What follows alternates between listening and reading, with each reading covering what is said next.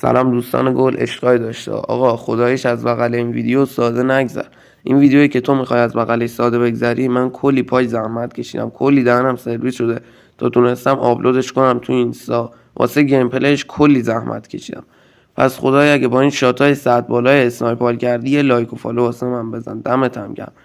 من اگه خدایش تو این کامیونیتی به جایی برسم کمک همتون یادم میمونه. عشقای منی، دم تک تکتون گرم. اسمی کردم از وجودم زندگی رو بور کرد، تو بنده بودنم خورشید نفوذ کرد. یه گوز تو دشت پروانه ها بی حرکت، نگاهشو تو دوربین تفنگم فرو کرد.